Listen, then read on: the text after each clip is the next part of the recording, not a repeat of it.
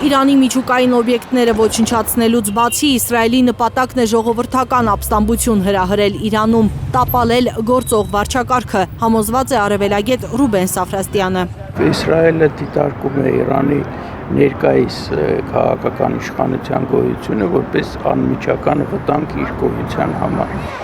Սաֆրաստյանի համոզմամբ մի գիշերում Իրանի ռազմական ղեկավարության գլխատումը թուլացրել է այդ երկիրը։ Չի բացառվում, որ եթե իսրայելական հարվածներից խաղաղ բնակչության շրջանում զոհերը շատանան, զանգվածային ընդվզումներ սկսվեն Իրանի իշխանության դեմ։ Համենայն դեպս դա է Իսրայելի նպատակը։ Ես կարծում եմ կփորձի Իսրայելը այս անգամ գնալ մինչև վերջ եւ հասնել այդ վերջնական նպատակին։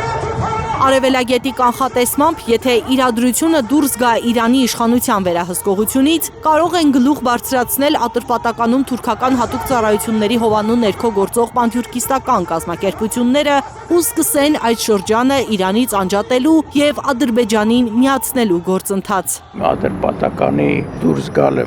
Իրանի կազմից շատ հավանական է, որ նա միանա Ադրբեջանին։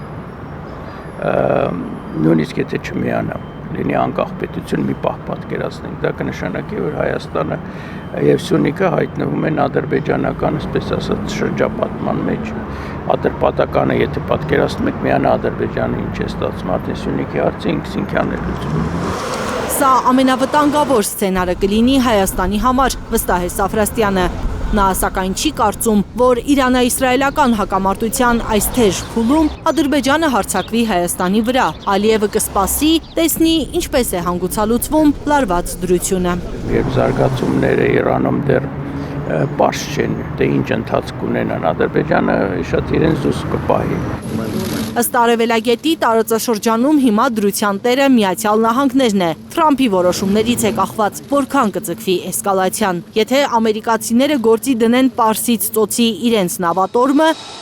Իրանն իր անվտանգությունը ամուր պահելու ավելի փոքր շանսեր կունենա։ Այս բախումը հնարավոր է երկարատև պատերազմի վերաճի, եթե նահանգները բացահայտ հանդես գա Իսրայելի պաշտպանության դիրքերից։